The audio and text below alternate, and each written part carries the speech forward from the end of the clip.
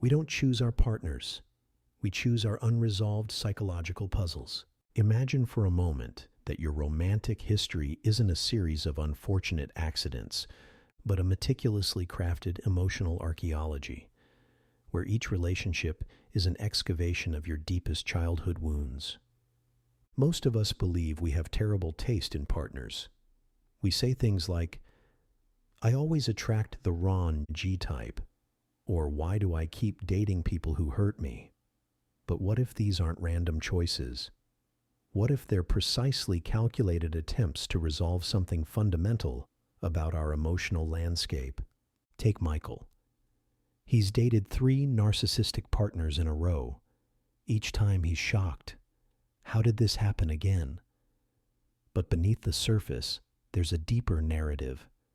Michael's father was emotionally unavailable, distant, critical, never quite present.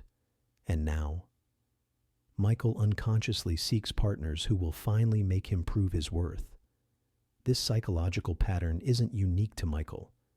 It's a universal human experience. We're not choosing partners. We're choosing opportunities to heal unresolved childhood scripts.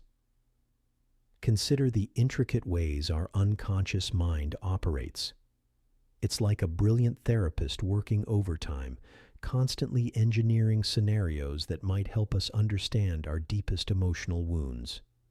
But unlike a skilled therapist, our unconscious mind is remarkably inefficient, often creating painful experiences in its quest for healing. Let's break down some common relationship patterns. Number 1, the control seeker. Someone who consistently dates controlling partners might be unconsciously trying to master a childhood experience of feeling powerless. By repeatedly entering relationships where control is a central dynamic, they're attempting to rewrite their original narrative of helplessness. Number 2, the emotional distance specialist. Individuals who perpetually attract emotionally unavailable partners are often recreating the emotional landscape of their early family environment. It's not that they enjoy emotional abandonment, they're familiar with it.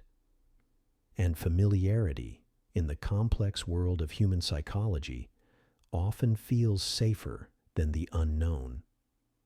Number 3, the validation hunter. A person constantly attracting narcissistic partners might be unconsciously seeking the validation they never received growing up. Each interaction becomes a complex dance of seeking approval, hoping that this time they'll finally feel seen and valued. Our attachment styles are like emotional GPS systems. They're not broken. They're navigating us precisely toward the terrain we need to understand. The shocking truth? Your toxic relationship pattern is actually a profound act of self-preservation. Your unconscious mind is saying, we're going to keep revisiting this scenario until we finally understand and heal it. Breaking this cycle requires 3 critical steps. Recognize the pattern without judgment. Trace its origin in your childhood experiences. Choose conscious awareness over unconscious repetition. Breaking this cycle isn't about finding the right partner. It's about becoming the right partner to yourself. It's about understanding that your romantic choices are never random. They're always meaningful. The most radical act of love isn't finding someone perfect. It's developing the courage to understand yourself perfectly. Your past doesn't define you. But understanding it, that's where true transformation begins.